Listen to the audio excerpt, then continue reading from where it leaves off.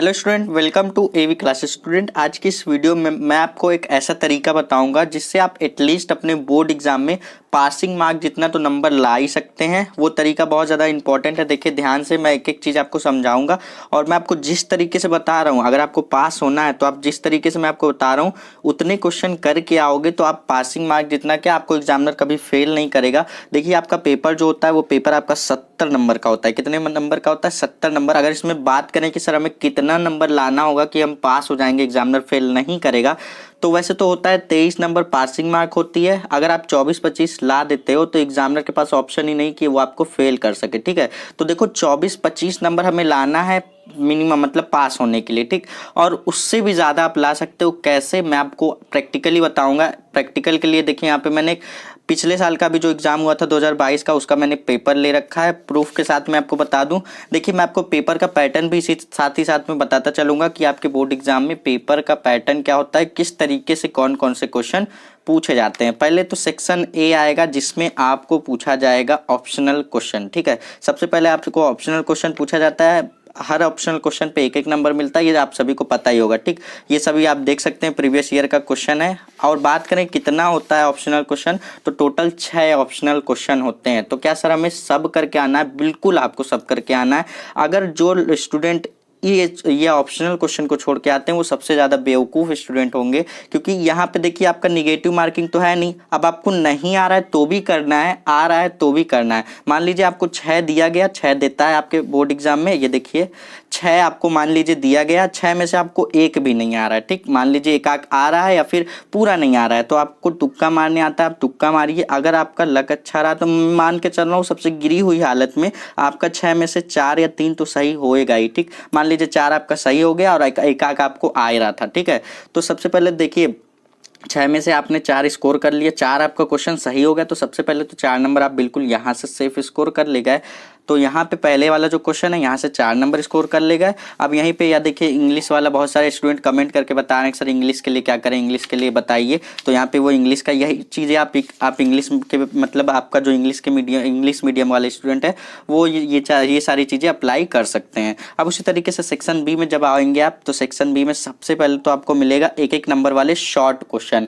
अब सर ये जो शॉर्ट क्वेश्चन है इसको आपको सारे क्वेश्चन को करने हैं। टोटल 6 क्वेश्चन दिया जाएगा, देख लो 4 ठो यहाँ दे रखा है और 2 ठो यहाँ पे दे रखा है, 1 2।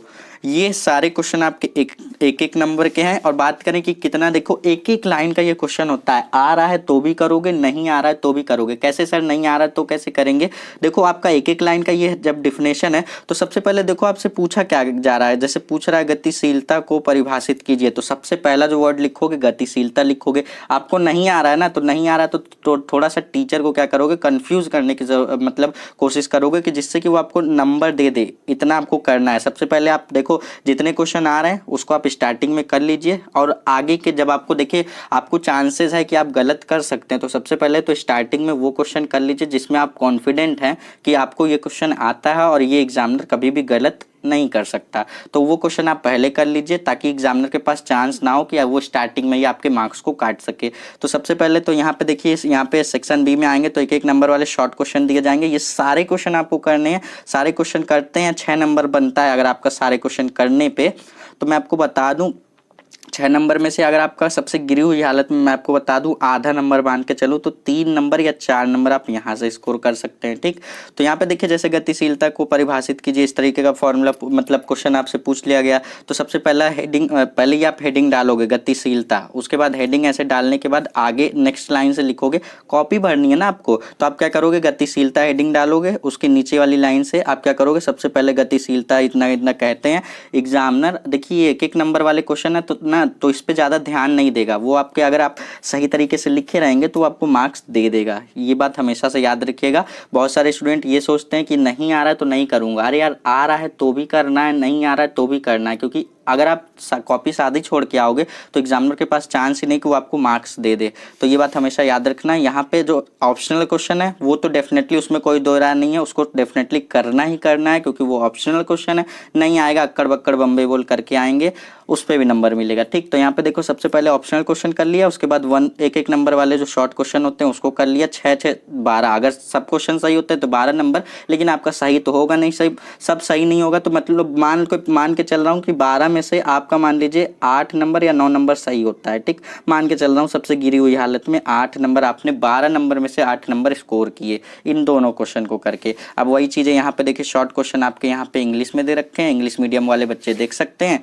अब उसी तरीके से जब सेक्शन सी पे आएंगे तो सेक्शन सी में आपको 2-2 नंबर वाले क्वेश्चन मिलेंगे। अब इस 2-2 नंबर वाले क्वेश्चन में आप एटलीस्ट टारगेट करके चलेंगे कि आपको 2 क्वेश्चन तो करना ही करना है। वहां पे ऑप्शनल क्वेश्चन आपको टारगेट ये रहना चाहिए कि ऑप्शनल क्वेश्चन सारे करूंगा, एक भी नहीं छोड़ूंगा। शॉर्ट क्वेश्चन जो है उसको भी सारे करूंगा। अब 2 नंबर में जब आप आएंगे तो 4 क्वेश्चन दिया जाता है 2-2 नंबर वाले, तो आपको हमेशा टारगेट रखना है कि एटलीस्ट मैं कितने 2 क्वेश्चन तो करके ही आऊंगा। ठीक, 2 क्वेश्चन जैसे ही आप करोगे 4 नंबर आपको बिल्कुल सेफ मिल जाएगा अगर आपको आता है तो।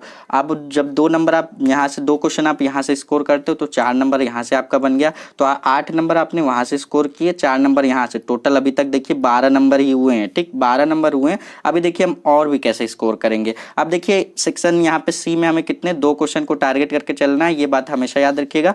वही उसी तरीके से यहाँ पे इंग्लिश मीडियम वाले स्टूडेंट इन सारे क्वेश्चन को देख सकते हैं, प्रीवियस ईयर का ही क्वेश्चन है आपके 2022 का।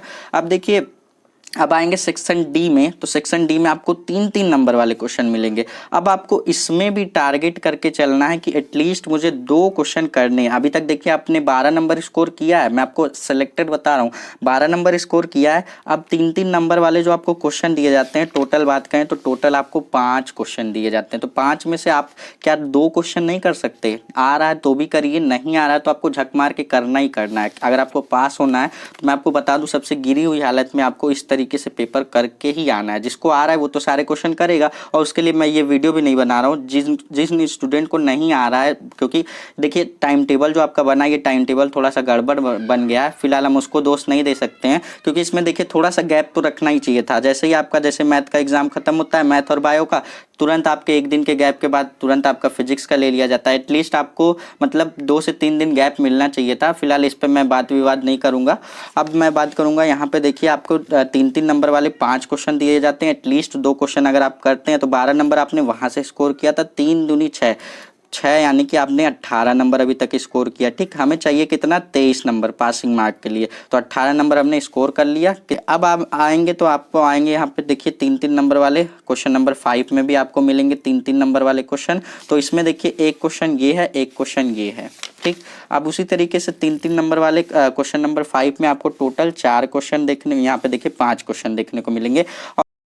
यहाँ पे पूछ रहा है अर्धचालक क्या है। अर्धचालक सबसे पहले छोटी डिफिनेशन ये पूछ ली, अगर आप इसको लिख लेते हैं इसकी डिफिनेशन तो 1 नंबर आप यहाँ से मिलेंगे। बाकी के जो क्वेश्चन अगर आप इस बाकी का जो पार्ट है इसको आप अटेम्प्ट करते हैं तो 2 नंबर वहाँ से, यानी कि टोटल 3 नंबर का क्वेश्चन है आपका। तो पार्ट में करके आपका इसी तरीके से लॉन्ग क्वेश्चन में पूछा जाता है। तो अभी तक आपने 18 नंबर स्कोर किया है। तो अब आप आएंगे जब 3 नंबर वाले क्वेश्चन में फिर से, जब आप यहाँ क्वेश्चन नंबर 5 में 3 नंबर वाले क्वेश्चन में फिर से आएंगे तो यहाँ पे एटलीस्ट आपको टारगेट करके चलना है 5 क्वेश्चन में से 2 क्वेश्चन करने को। 2 क्वेश्चन करेंगे, 6 नंबर यहाँ से मिलेगा, तो 18 6 कितना हो जाएगा आपके पास 24 हो जाएगा। ठीक, अब देखो 24 नंबर आपके पास हो गया, आप पासिंग मार्क जितना आप आ गए, अब आप सेफ जोन में आ गए। अब बाकी के जितने भी पेपर के क्वेश्चन हैं सब करेंगे। अब देखो और भी स्कोर कहाँ से करना है, आपको 2-2 क्वेश्चन हर, मैं आपको सेक्शन से बता रहा हूँ, हर सेक्शन से आपको 2-2 क्वेश्चन बता रहा हूँ, ज़्यादा आपको करने की ज़रूरत नहीं है। अब देखिए यहाँ पे आप आएंगे सेक्शन ई में। सेक्शन ई में आपको देखिए यहाँ पे 5-5 नंबर वाले क्वेश्चन मिलेंगे। और अच्छी बात यहाँ पे ये होती है कि यहाँ पे एक पर्टिकुलर कोई क्वेश्चन दे करके नहीं बोला जाता, यहाँ पे आपको ऑप्शन दिया जाता है, आप ये करिए, ये नहीं आ रहा है तो आपके पास एक क्वेश्चन और करके दिया जाएगा। अथवा का मतलब या तो ये कर लीजिए या तो ये कर लीजिए, दोनों ऑप्शन दिया गया है। आपको ये आ रहा है तो आप ये कर सकते हैं, ये आ रहा है तो ये कर सकते हैं। अब बहुत सारे स्टूडेंट पूछेंगे कि सर दोनों आए तो कौन सा करना है, तो दोनों जब आए, जब देखो उस केस में आपको क्या करना है, जब आपको दोनों आ रहा है तो उस केस में आपको क्या करना है कि दोनों में से देखना है, आपको खुद पता चल जाएगा, देखना है कि आपको कौन सा सबसे अच्छी तरीके से आ रहा है, जिसमें आप अपना 100% एफर्ट दे सकते हो और उसमें चांसेस ही नहीं कि एक भी लाइन लाइन आपकी गलत होगी, तो वो क्वेश्चन करिए, और जो थोड़ा सा जिसमें कम कॉन्फिडेंस है उसको छोड़ दीजिए। तो इस तरीके से याद रखिएगा। कुछ ट्रिक्स एंड टिप्स बताते चल रहा हूँ। नहीं आ रहा है तो करो यार जबरदस्ती। अगर आपको नहीं आ रहा है ना, देखो क्वेश्चन को ध्यान से पढ़ो, क्वेश्चन को पढ़ने के बाद क्या पूछा गया है उसी हेडिंग से शुरू करो। जैसे यहाँ पे जैसे आपसे पूछ लिया गया हाइड्रोजन परमाणु, हाइड्रोजन परमाणु क्या है, इस तरीके से पूछ लिया, तो सबसे पहले हाइड्रोजन परमाणु हेडिंग डालोगे इस तरीके से। अब नेक्स्ट लाइन से लिखो, सबसे पहली लाइन लिख दोगे हाइड्रोजन परमाणु ऐसे ऐसे कहते कहते फलाना ढिमकाना करते हुए थोड़ी सी लाइन लिखोगे। यार एग्जामिनर थोड़ा सा जब देखेगा ना कि लड़के ने कोशिश की है तो आपकी कोशिश पे वो नंबर दे देगा। अगर आप सादा छोड़ के आओगे तो कोई ऑप्शन ही नहीं कि वो आपको नंबर दे दे। ठीक, तो ये बात हमेशा याद रखना। अब क्वेश्चन यहाँ पे देखो 6 वाले की बात करेंगे। 6 वाला यहाँ पे देखिए इंग्लिश मीडियम वालों के लिए दे रखा है।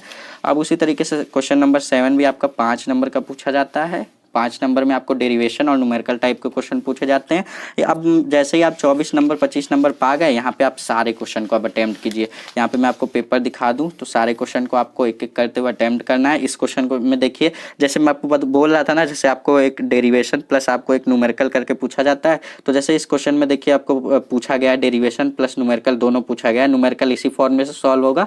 जैसे इस क्वेश्चन की बात करेंगे तो इस क्वेश्चन में देखिए आपसे क्या पूछा गया है, संपर्क में रखे दो पतले लेंसों के संयोजन की फोकस दूरी का सूत्र ज्ञात कीजिए। ये इंपॉर्टेंट आपका डेरिवेशन है, इसको तैयार कर लीजिएगा।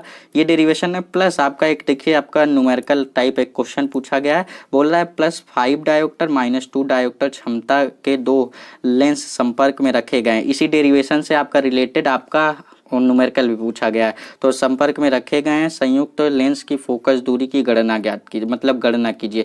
तो इस तरीके से ये वाले फॉर्मूले की बात करेंगे। यहाँ पे हमारे पास क्षमता दे रखी है, यानी कि P1 दे रखा है, P2 दे रखा है। इसी तरीके से हम लोग F निकाल लेंगे, फिर F1 F2 इस तरीके से फॉर्मूले लगा के सॉल्व कर ले जाएंगे। अगर आप चाहेंगे तो इसका भी मैं आपको सोल्यूशन जल्द से जल्द प्रोवाइड करा दूंगा। अब इस डेरिवेशन की बात कर लें तो इसमें देखिए आपके इंपॉर्टेंट मैं आपको जो क्वेश्चन है वो भी बता दे रहा हूँ। हाइगेंस के द्वितीयक तरंगिकाओं का सिद्धांत की व्याख्या कीजिए। और यहाँ पे दूसरा मतलब एक और ऐड किया है, इसके आधार पर प्रकाश परिवर्तन के नियमों को प्रतिपादित कीजिए। तो इस तरीके से ये क्वेश्चन पूछ लिया गया। और इंग्लिश मीडियम वालों के लिए बात करें तो इंग्लिश मीडियम वाले भी यहाँ पे ये क्वेश्चन देख सकते हैं। बहुत ही इस तरीके से आपसे क्वेश्चन आपको बहुत सारे पूछे जाते हैं। क्वेश्चन नंबर 9 भी आपका 5 नंबर का पूछा जाता है। तो मैं आपको बता दूँ टोटल जो आपके क्वेश्चन पूछे जाते हैं, देखिए टोटल जैसे ही आपका क्वेश्चन नंबर 9 कंप्लीट होता है तो आपका पेपर यहाँ से हो जाता है पूरा कंप्लीट 70 नंबर का। 24 नंबर 25 नंबर कैसे स्कोर करेंगे वो स्टार्टिंग में मैंने आपको बता दिया। जैसे ही देख लीजिए कि आपका 24-25 नंबर स्कोर हो चुका है, अब आप पेपर के सारे क्वेश्चन को एकदम रिलैक्स होकर के फ्री माइंड से कीजिए, क्योंकि अब आपको एग्जामिनर का बाप भी नहीं फेल कर सकता और आप बिल्कुल सेफ जोन में आ चुके हैं। तो इस तरीके से आप देख सकते हैं। और खास बात ये, बहुत सारे स्टूडेंट को न्यूमेरिकल करने में जो दिक्कत आती है, क्योंकि ये सारे जो आपके फिजिकल यहाँ पे मतलब कांस्टेंट की जो वैल्यू होती है भौतिक नियतांकों की, वो कुछ दे रखी है। जैसे प्लांक कांस्टेंट जिसको हम लोग H से दिखाते हैं, इस पर ऑलरेडी मैंने बहुत सारे न्यूमेरिकल कराए हैं और इसका वैल्यू आपको याद होगा तो ठीक, नहीं तो आप पेपर के पीछे देख सकते हैं। लेकिन इस पर डिपेंड मत रहिएगा, क्या पता इस साल ना दे, क्योंकि पेपर का पैटर्न बदल गया है। पेपर आप देखिए इस तरीके से पहले आता था, अब इस पेपर का साइज बदल गया। मतलब क्वेश्चन उसी तरीके से पूछे जाते हैं, लेकिन पेपर का जो साइज है बाकी सारी चीज़ें मॉडल वॉडल बदल चुका है। तो हो सकता है दे भी सकता है, मे भी दे दे या फिर ना भी दे, तो उसके ऊपर डिपेंड मत रहिएगा। यहाँ पे आपको दिया जाता है प्लांक कांस्टेंट स्पीड। यहाँ पे देखिए इंग्लिश मीडियम वालों के लिए बता दे तो Planck constant, speed of light जिसको C से दिखाते हैं, यहाँ पे acceleration due to gravity, charge on electron यहाँ पे ये दे रखा है, वोगेद्रो नंबर दे रखा है, रेडबर्ग कांस्टेंट दे रखा है, परमिटिविटी ऑफ फ्री स्पेस दे रखा है। इसकी सारी वैल्यू आप याद रखिए, मोस्ट इंपॉर्टेंट है। इस पे आपके फॉर्मूले मतलब इस पे आपके न्यूमेरिकल हमेशा फंसते हैं। तो आई होप कि यहाँ पे आपको समझ में आ गया होगा कि पेपर को कैसे अटेम्प्ट करना है, कि हम एटलीस्ट पासिंग मार्क इतना तो नंबर ला ही सकते हैं। अगर वीडियो पसंद आई हो तो मैक्सिमम लोगों तक शेयर कर दीजिएगा। अगर अच्छी लगी हो तो अपना कोई फीडबैक दीजिए, और नेक्स्ट वीडियो आप किस टॉपिक पे चाहते हैं वो हमें कमेंट सेक्शन में कमेंट करके बताइए। मिलेंगे नेक्स्ट वीडियो में, तब तक के लिए पढ़ते रहिए। All the best.